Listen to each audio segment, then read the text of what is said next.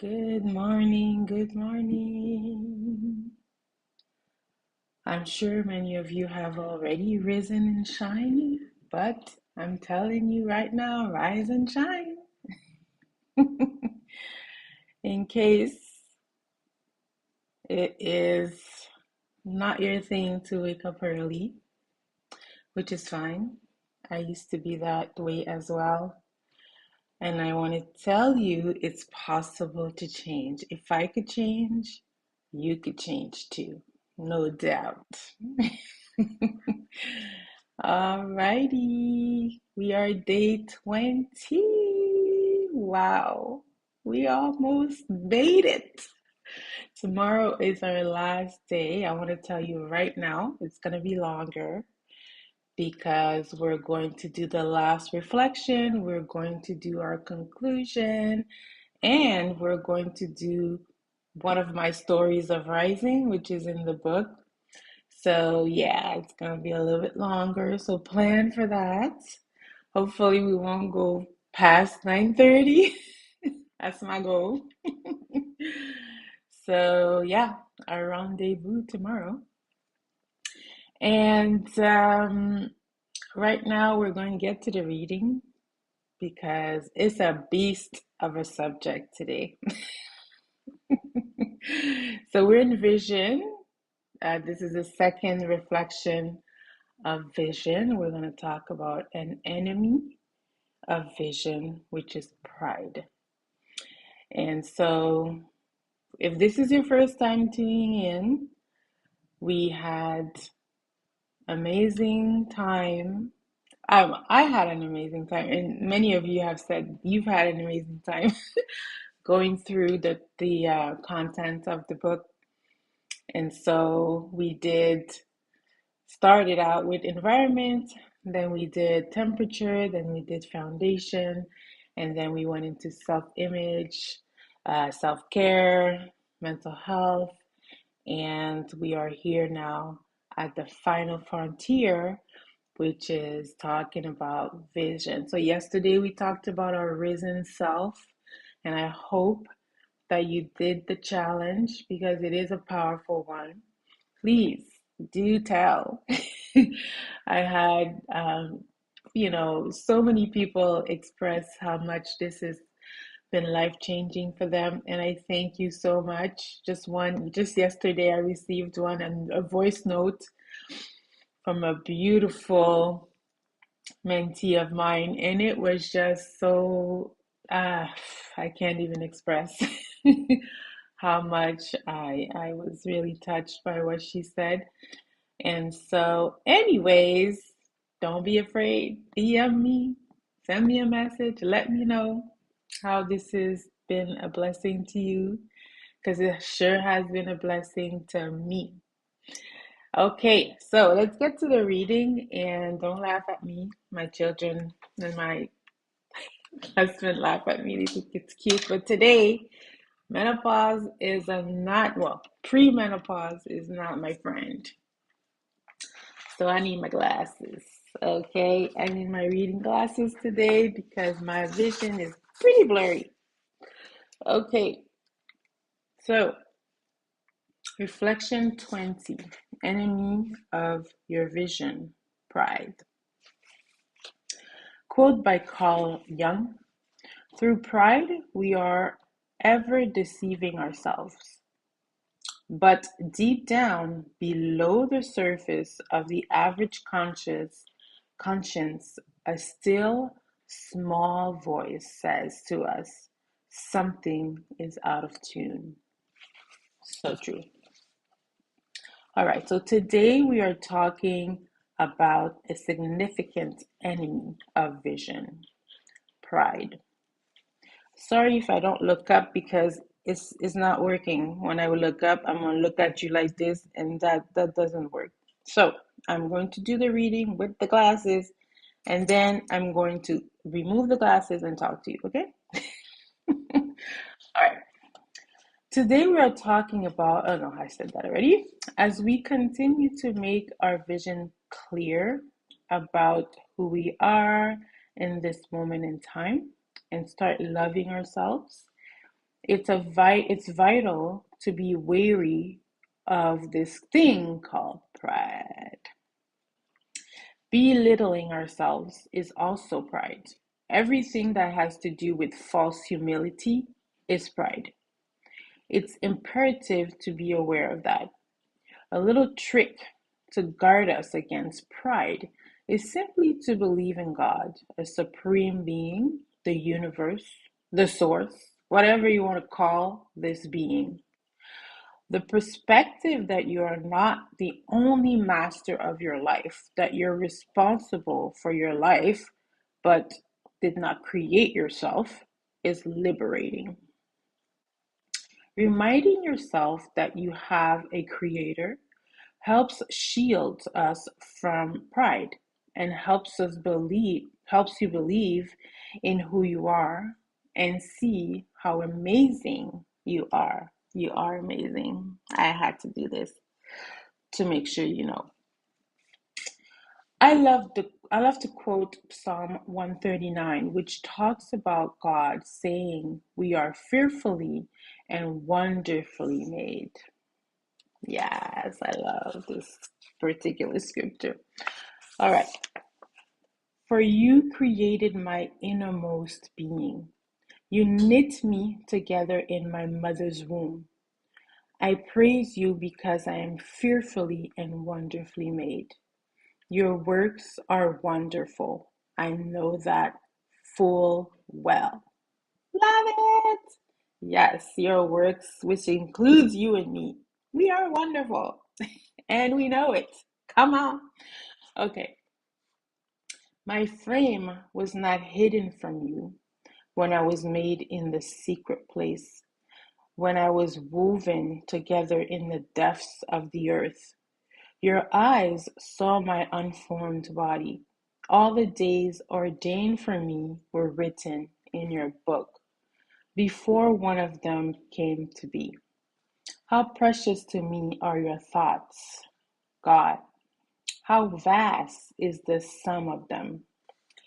Were I to count them, they would outnumber the grains of sand.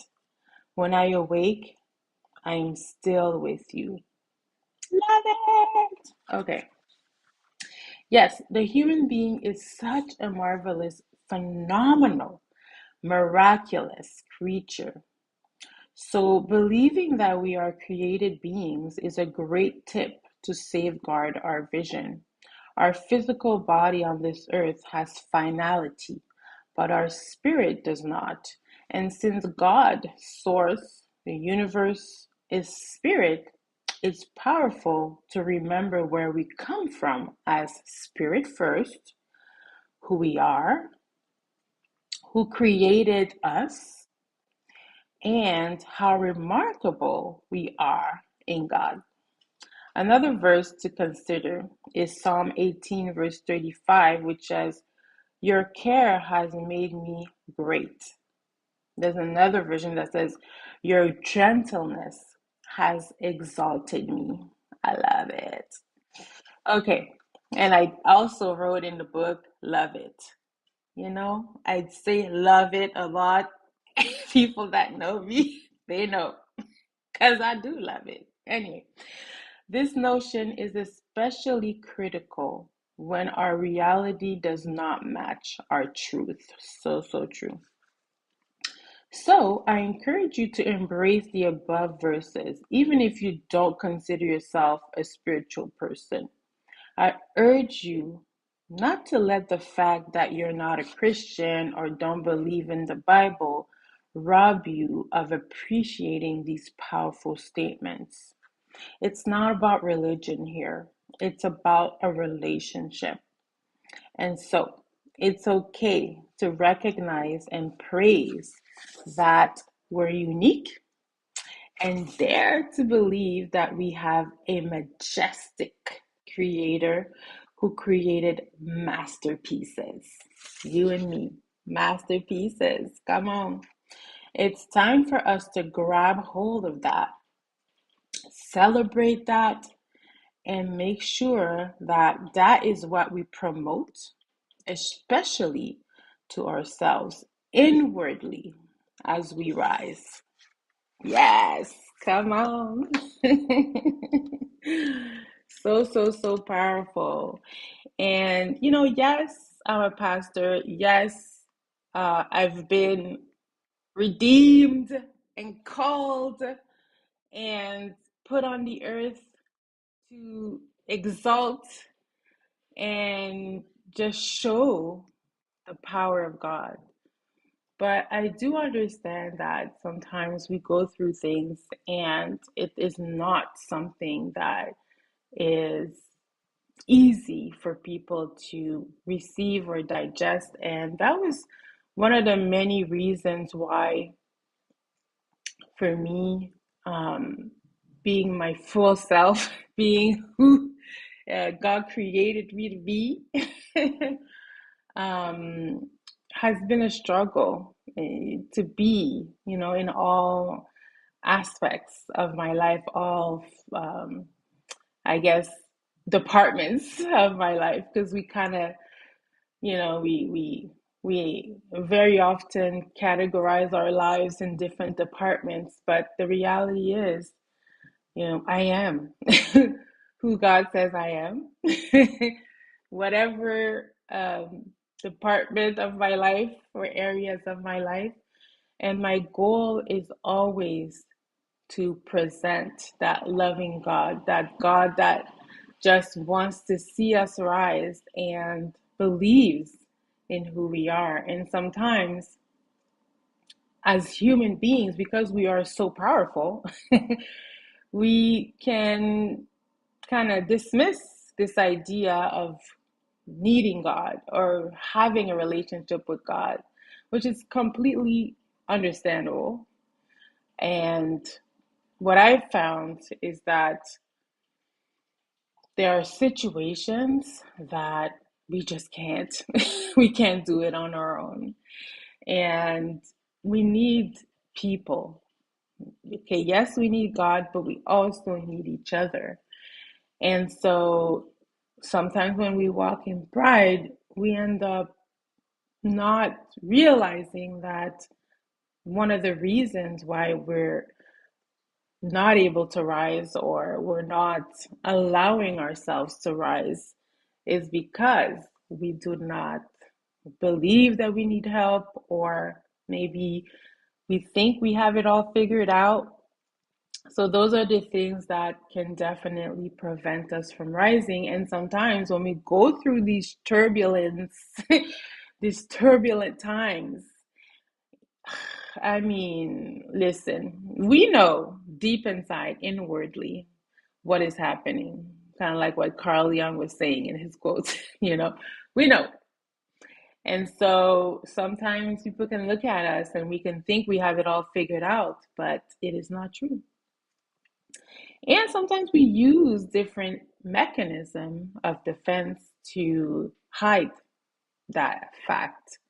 And I remember one time God told me that I was basically um, using timidity as pride. It was a prideful thing. And I was like, what? Do you think I'm timid? I don't think so, right? Yeah. And so I had gone through so many different experiences, hardship, that I decided to hide behind timidity. It was a choice that I made. That was quite a few years ago that this happened. And I was like, oh.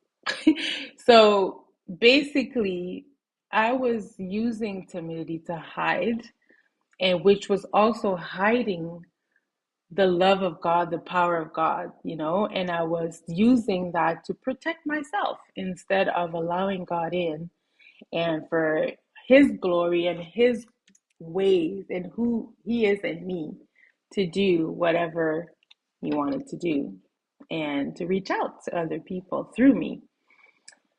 And that was really wow. So I had to, it was very hard to let go of that false identity. Very, very hard. But I did it. I allowed God to heal me, from that. And here I am today. If I had kept that false identity, I would not be talking to you right now doing this thing. That is for sure. All right, so let me stop gabbing, but I want you to find a situation in your life. This is your challenge to assess, is there pride happening there? And then you're going to decide one thing you're going to do to address that. Okay. So sometimes we can be blinded to that stuff. So you know what to do. Take a time of stillness and just allow that still small voice. And that is God, the God consciousness. But if you don't believe in God, that's okay.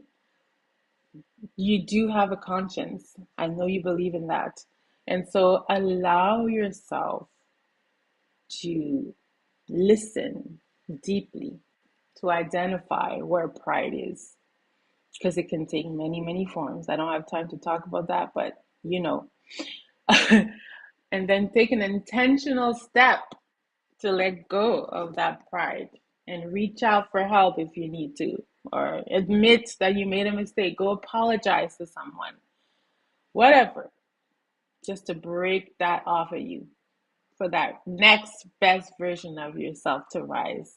All right, I'm done. I'm over. Love you all. We'll see you tomorrow. At least tomorrow we have at least half an hour, so I'm not gonna, be too worried about time. But yeah. All right.